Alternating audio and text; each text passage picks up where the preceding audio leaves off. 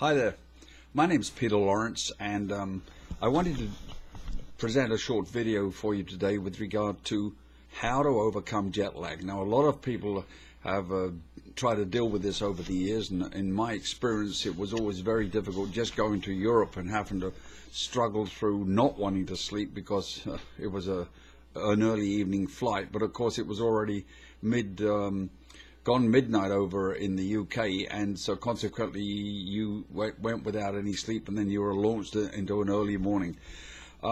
Here's a very simple approach that I found really worked for me. The example I'm going to give is when I was traveling to Malaysia and Singapore.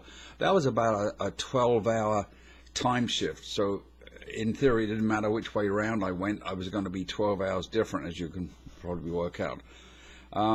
What I found was I needed to go to bed an hour later each night. So I literally started about 5 days before I was due for the trip to go to bed later until the day I was leaving that evening. That morning I went to bed at 6 a.m. on the day I was leaving. So I went to bed at 6 a.m. and I had to get up in the afternoon and go catch the flight.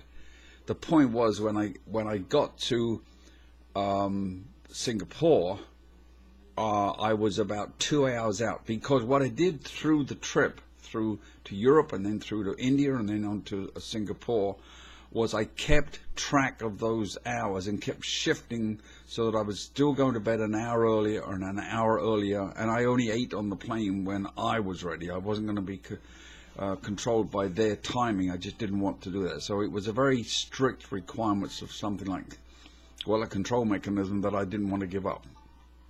So if you're going to go onto a trip internationally, you're going to change time zones. If it's 1 or 2 time zones, it's not going to be a very big difficulty for you. But if it's at least, say, Europe, which could be, 5 or 6 or 7, what I'm suggesting is that when you're traveling east, what you need to be doing is start to go to bed an hour earlier, about 5 days before you leave. Go to bed an hour earlier. If you're traveling west, go to bed an hour later. We have an inbuilt circadian clock in our system, personal systems, which is about 25 hours, so we're always adjusting that. But anyway, try that, see how it goes for you. You're going to find that you're much more adjusted. You don't feel like you've been drugged or got a hangover when you get there. And quite honestly, I think you're going to appreciate it. Give me a call if you wish to, or get my email, which is attached to the tag on this video, and keep your mind open for the possibilities of finding your way around the internet.